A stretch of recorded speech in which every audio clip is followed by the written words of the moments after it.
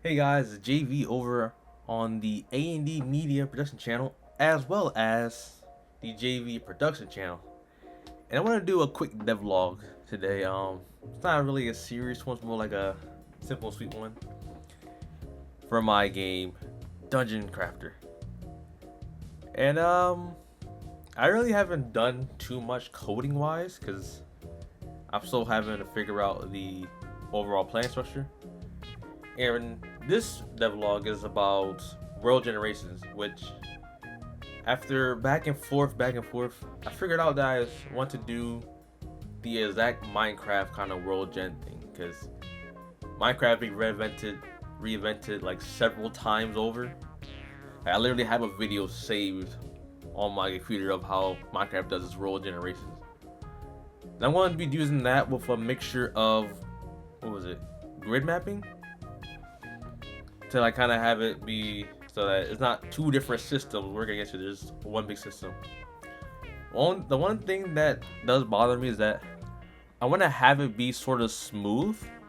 I don't want to have it be too blocky because I do plan on having like pretty smooth models and like pretty smooth terrain. But more and more I realize how every strategy I try to do is going to not work at this little class. For example, one of the digging feature, I want to use like a vertice or face based editing system. That was called. Pretty much whenever you dig, it'll pretty much have like a somewhat smooth sort of what was it? What the words? Incline or decline.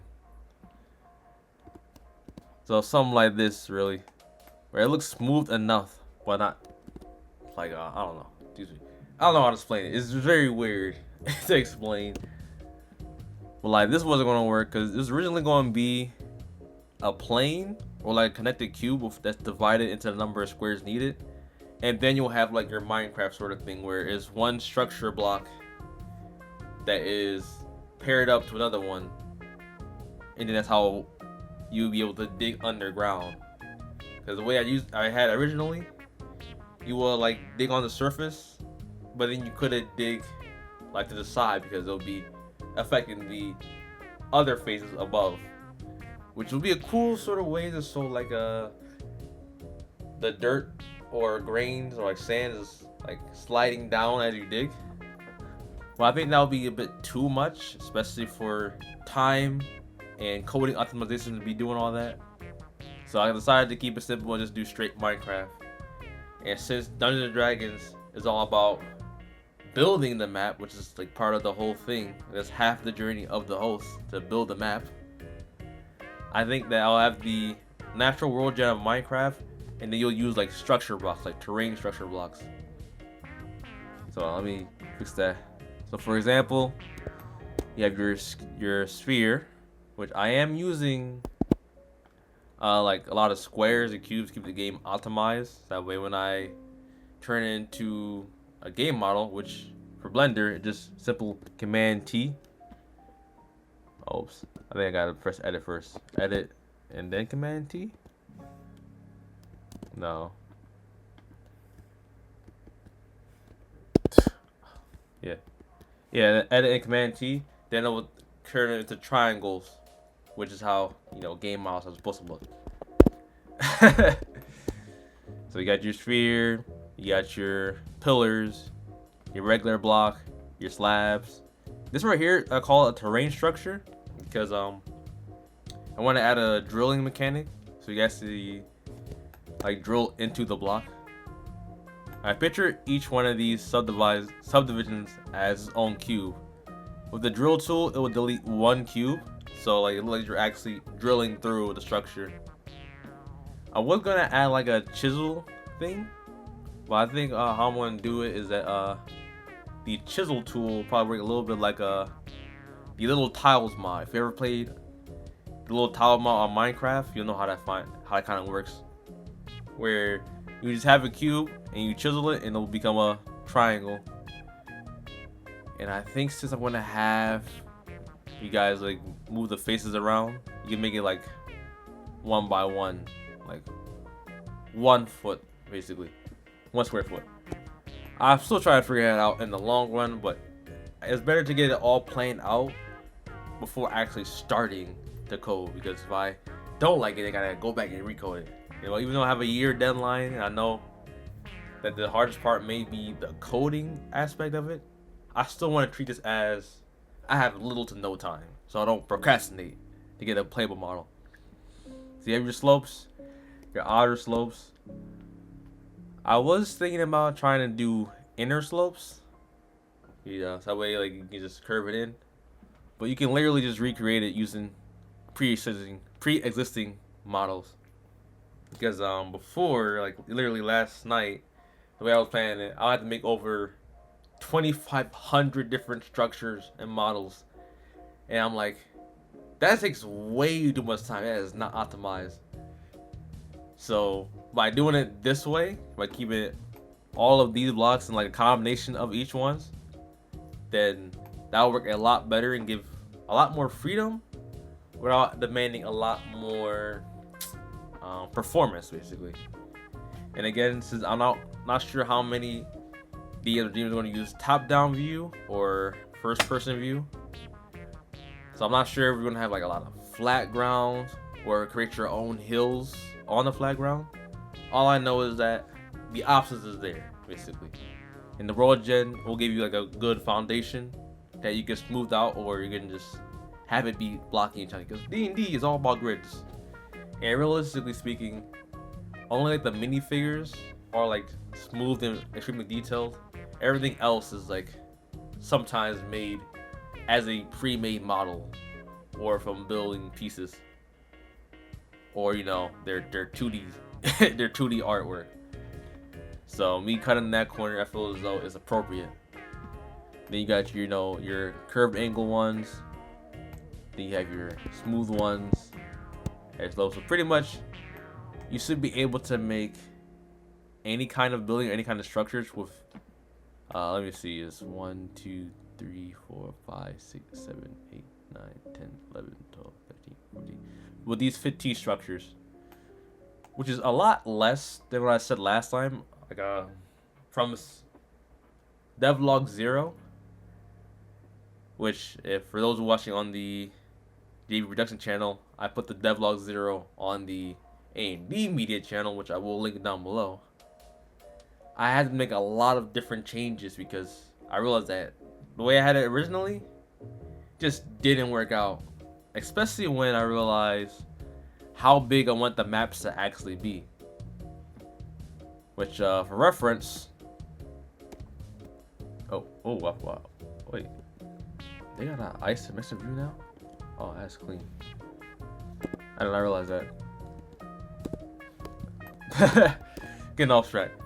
So for reference, this is basically the ground layer, like the hard ground layer, originally speaking, and this is like the water level.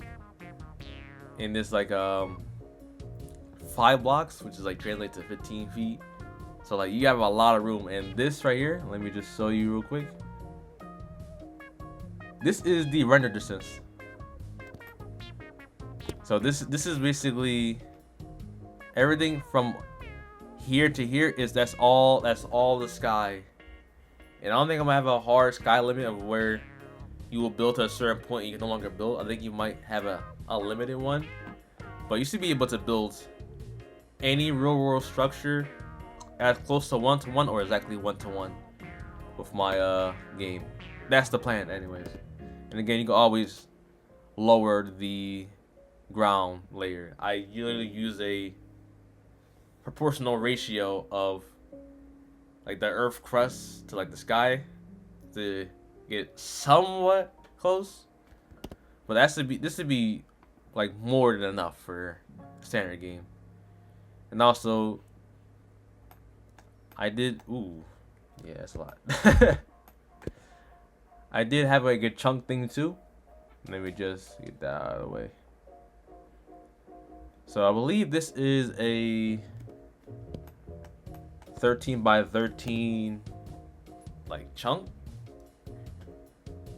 13 by 13 chunks, which is like the default for when I have it. So that way you can again keep it optimized, not lag too much. Have like a 1.2% Minecraft chunk, which should be able to run perfectly fine. Because most people have more chunks, and like for me, example, I have the 1.12 version of Minecraft on my computer, and I literally play that with the 12 by 12 chunks or 8 by 8 chunks, and I'd be having all these mods going on in the background. So this game should function if I do it this way. And I also changed my what is it called? My walk navigation to match how I want the game to move, like how fast the character walks, how fast the character runs normally. Like the default 30 by 30 feet. I did scale it properly to have the seconds be accurate. So walking 30 feet will take exactly 6 seconds. And if you're dashing, technically speaking, when you're dashing, you get more of a 90 feet. Because like you're treated as like you're doing your movement speed, then the accent and a bonus accent, that sort of thing. This is the walking speed. As you can tell, it's pretty slow. And running, it feels slow, but I'm pretty sure if you have like a lot of stuff in one area, it will feel more it will feel faster, I guess. Or I guess there's a lot of ways to work around it. But this is gonna give you like a little scale of everything. And that's really all I have for right now.